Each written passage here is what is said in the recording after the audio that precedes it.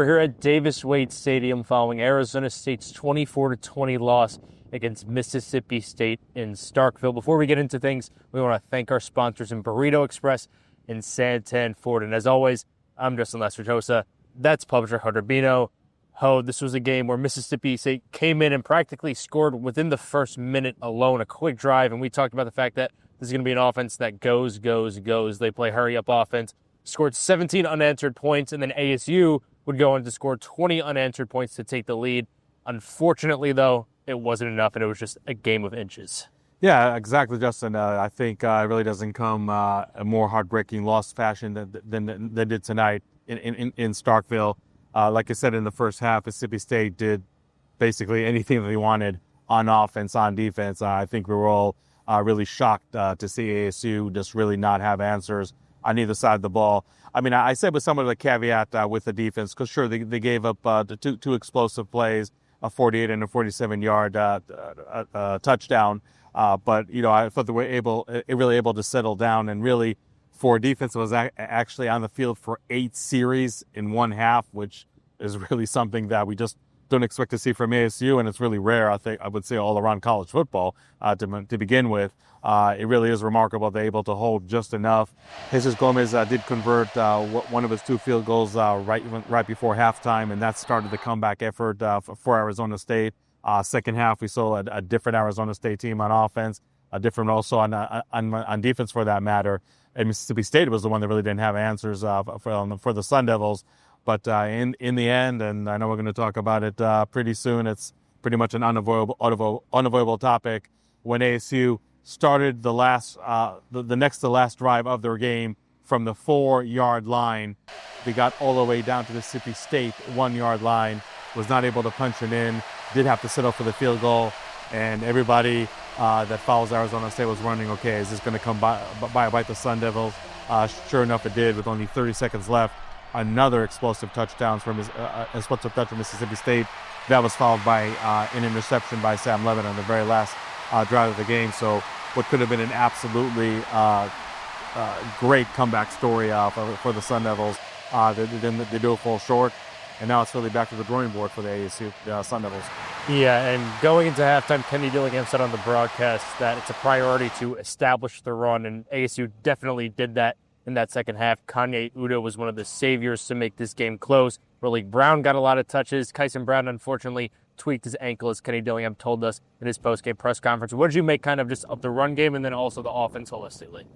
Yeah, I mean, you know, let's start with the passing game. I mean, I don't know why, I don't know how, but Mississippi State is absolutely the kryptonite for Sam Levitt. We talked about it, I think, in our preview, that Sam Levitt was 10 out of 20 for 69 yards in a winning effort in Tempe last year against the same Bulldog squad. And here we are tonight. Sam Levitt just could not find a rhythm at all. When he was finding opening receivers, he was overthrowing them. He did it twice with Malik McClain just in the first half itself. I mean, the numbers are pretty paltry and speak for themselves. 10 out of 22, 82 yards, 1 touchdown, 2 interceptions. But like you said, the really heroes of the game for the Sun Devils, Raleek Brown, 18 carries, 110 yards. Kanye Udo off the bench, 22 carries for 105 yards and 1 touchdown. Your heart really breaks for Kyson Brown, nicknamed Sip because he is from Mississippi. Probably had like at least 50 family and friends here in the stands. Did actually start the game pretty well, I thought, for ASU, but that ankle injury did knock him out of the game pretty early. But Kanye Udo, to his credit, definitely picked up the slack. He's somebody that I've been saying in the preseason that made such major strides between spring practice and fall camp, and I'm happy that he was able to happy for him that he was able to show that progress today. He was almost the savior for Arizona State.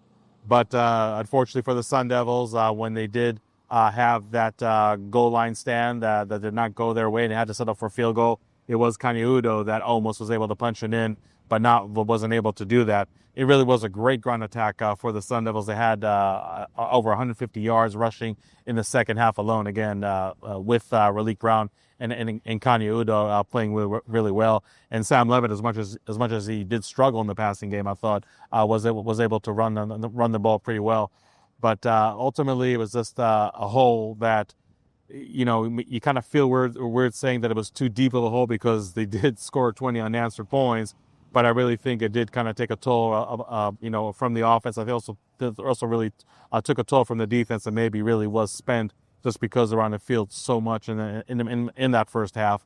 So for Arizona State, it was really almost a copycat game from last year in Tempe when both teams met. A very, very strong running game, but a passing game that really struggled. Last year didn't matter; they were able to come up with the win. Tonight, almost were able to have the same script.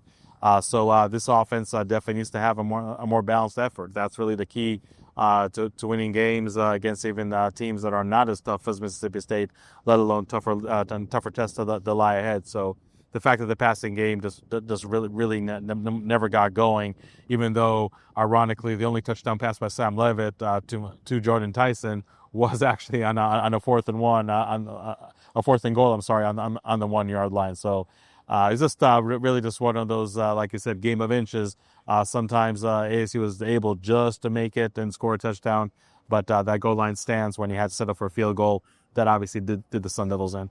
Yeah, and this Bulldog offense is obviously high octane, viable to go off for explosive plays at any given moment. And this ASU defense didn't play particularly bad, but it's definitely seen better days, and some blown coverages throughout the game definitely led to those explosive plays. What did you see out of ASU's defense? Yeah, it's just kind of unfortunate that they gave up explosive plays to NAU. They come into this game knowing they're facing an offense much better than Lumberjacks, wanting, if they can, eliminate explosive plays.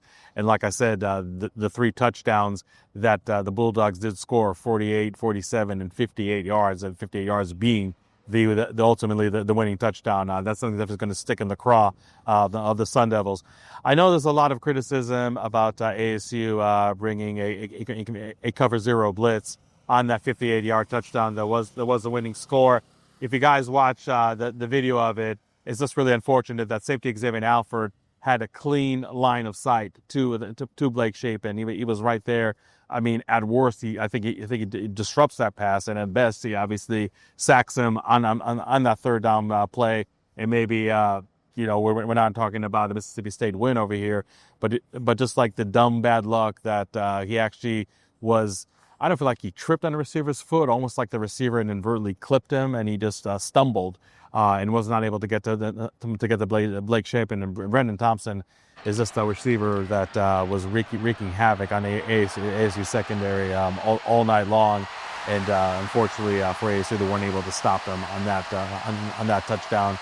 So it really was somewhat a rough outing for the defense. I mean, obviously you don't come back from a 17-point hole without great defensive effort. But again, just late in the 4th quarter, both ASU offense and ASU defense were not able to deliver. This is why we're talking about a 1-1 Sun Devil team. Yeah, and Arizona State in this tough environment couldn't get the job done. Next up on the schedule is Texas State back at home, and then a week after that, 2 weeks from today, is the Big 12 conference opener at Baylor, and we saw today against SMU. That's a high-octane offense if you're talking about one. What are some of the things that the Sun Devils should clean up upon so they could go into Big 12 play feeling as good as possible? Well, first of all, we have to give kudos to Mississippi State and their fan base. Kenny Dillingham said that the cowbells in this loud atmosphere really caused only 1 procedure penalty. I think there probably maybe like 2-3 mishaps beyond that. But again, you definitely give a lot of credit for this fan base for creating a boisterous environment.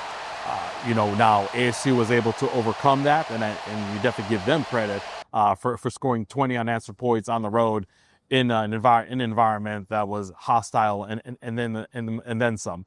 But I think that there's definitely some good that ASU can take from this game. First of all, it was a non-conference game, so if you want to repeat as Big 12 champs, what happened tonight is not going to matter. In that regard, the question is this loss going to affect them in the future? Because we came into this game, Justin, we talked about that ASU had somewhat an unconvincing win against NAU, and they really needed not only to beat Mississippi State, but beat them with style points.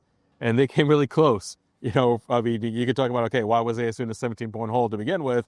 But if they win at 20-17 or 24-17, if they actually score a touchdown down there on the goal line, then we can say, okay, ASU was able to bounce back, and they showed grit, and they showed character, and there's some positives to really take into the Texas State game and take into Big 12 play. But I think it's unfortunate that some of the skeptics that thought that ASU showed a lot of warning signs in that unconvincing win against NAU are just really being correct, right now with that. Texas State might be even an opponent that could be even weaker than NAU. So I'd like to think that ASU is not going to have any issues and really going to be able to put this loss behind them and quickly and just move on. But when it comes to Big 12 play, and I definitely don't want to overlook Texas State, because we know that on the road last year in San Marcos, that was a challenging game in its own. But you're right. I mean, starting Big 12 slate on the road at Baylor, at an offense that pretty much scores at will. I mean, I don't know how good that SMU defense is, but I don't think that the ASU defense is actually licking their chops facing Baylor in Waco 2 weeks from today. That game to me really becomes a must win. I mean, sure, ASU started Big 12 play last year, if you recall, a loss at Texas Tech. Obviously, did not matter in the grand scheme of things, but you just feel that, I don't say there's a dark cloud hovering over ASU right now, but even in the win against NAU and definitely a loss today, I mean, you just saw aspects that are kind of disappointing, aspects I probably didn't expect to see this ASU team present this early in the season.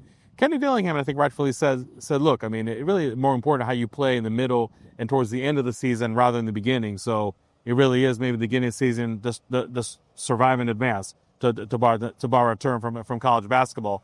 And that's what they did against Texas State last year. Honestly, that's what they did against Mississippi State last year. If you guys recall, I mean, ASU had the Bulldogs pretty much on the mat in the first half, and second half let them back in and wasn't really that far from not notching that first SEC win in program history. And tonight they came so close to actually having their first SEC road win in program history. So I think there is some positives to take from this, but more importantly, just the lessons learned. In terms of penalties, obviously it was a cleaner game, but I think the bar was set pretty low not to have a cleaner game, in that regard. But in terms of just, Sam Levitt and really getting into rhythm, I think that's something that definitely needs to improve. And really just try not to stay away from that running game, because just putting Sam Levitt in second and long, third and long, I think really did hurt them.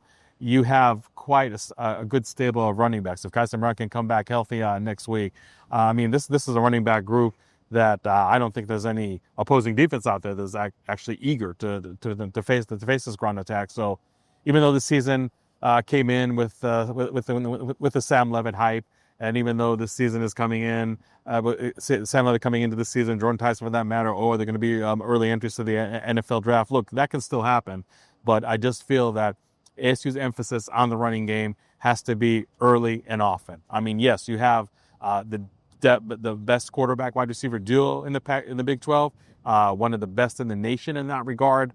But I just feel that your bread and butter right now is really more the run game than the pass game.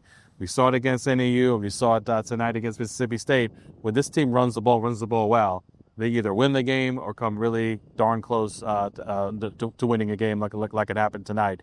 So maybe that's really just the biggest lesson from an offensive standpoint. The bottom line is, Justin, you just cannot let this loss really affect you against Texas State, let alone going to Big 12 against Baylor, because those are just definitely some stiff tests ahead. Well, thank you, Hode, for your insight. A tough loss for the Sun Devils here on the road, one that they're going to look to grow from, and we'll have all the coverage all of next week and throughout the season. Next up on the calendar is Texas State next Saturday, and we'll be there catching all the action. So to stay locked in, go to DevilsDigest.com. Follow Devils Digest on Twitter at Devils Digest. Once again, we'd like to thank our sponsors, Burrito Express and Santan Ford. Signing out for Starkville. We'll see you guys soon.